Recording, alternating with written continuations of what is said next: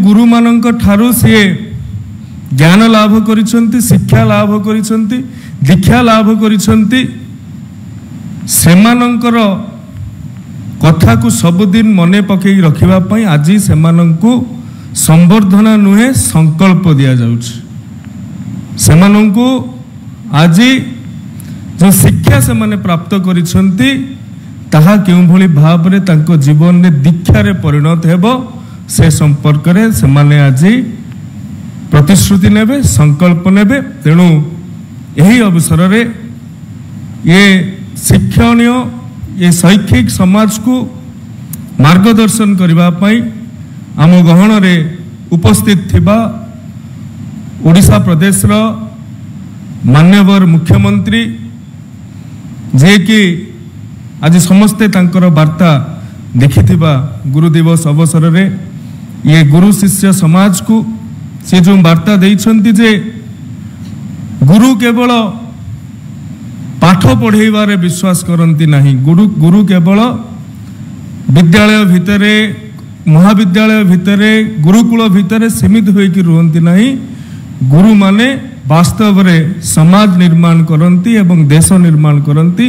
ए प्रकार चिंताधारा केवल आमर माननीय मुख्यमंत्री पाखरु ही मिली परिबो, कारण तांकर आद्य जीवन रे सी निजे गुरुर भूमिका निर्वाह करथिले एवं ए पर्यंत भी सी गुरु शिष्यर परंपरा एवं समाज रे शिक्षार कौन आवश्यकता अच्छी, मूल्यभित्तिक शिक्षा कौन, गुणात्मक शिक्षा कौन, ए संपर्क रे सब बेले जे प्रसंग अवतारणा करिथांती आदरणीय मुख्यमंत्री श्रीयुक्त मोहन चरण माझी महोदय, मंच रे उपस्थित थिबा आपण मानकर मंत्री, ये विभाग रो मंत्री, केवल ये विभाग टी पाइबा दिनरू आपण माने तांकर परिश्रम, तांकर अध्यवसाय को लक्ष्य कले निश्चय भाव रे कहिबे निश्चित से स्वकीय परिचय लाभ करिसंती मान्यवर मंत्री विद्यालय और गणशिक्षा विभाग श्रीयुक्त नित्यानंद गंड महोदय, मंचासीन समस्त प्रतिदशा अतिथि, मंच सम्मुख रे उपस्थित थिबा विभिन्न शिक्षानुष्ठान आसीथिबा छात्र छात्रीगण, शिक्षक शिक्षयित्रीगण, आज गुरु दिवस उत्सव अवसर रे आपण मानकु शुभेच्छा और शुभकामना ज्ञापन करुछि। खूब संक्षिप्त रे मो कथा को रखिबी। कथार अच्छी विश्व देख गुरुमय। ये विश्व रे प्रत्येक ठी उपादान, प्रत्येक ठी पार्थिव पदार्थ ठारू आरंभ करिकी अन्यान्य विषय वस्तु ठारू शिखिबार आवश्यकता रही।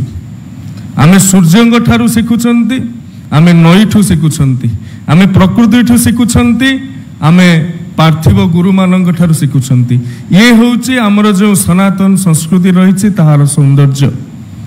पूर्वर गुरुकुल ठारू आरंभ करी आजिर यूनिवर्सिटी पर्यंत समग्र भारत वर्ष रे शिक्षार गोटे स्वतंत्र परिचय रही समग्र विश्व रे।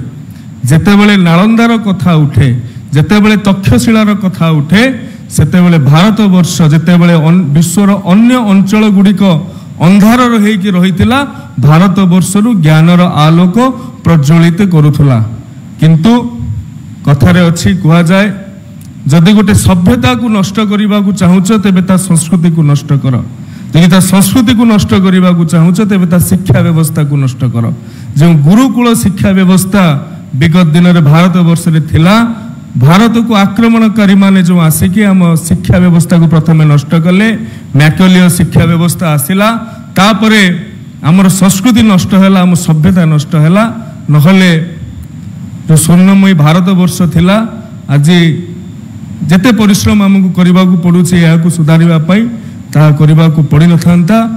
माननीय यशस्वी प्रधानमंत्री श्रीयुक्त नरेंद्र मोदी जी जातीय शिक्षा नीति 2020 प्रणयन पाई एवं केंद्र शिक्षा मंत्री श्रीयुक्त धर्मेंद्र प्रधान महोदय एवं आमर राज्यर प्रिय मुख्यमंत्री महोदय जो भली भाव में शिक्षार व्यवस्था रे संस्कार आनिबा पई प्रचेष्टित अछंती।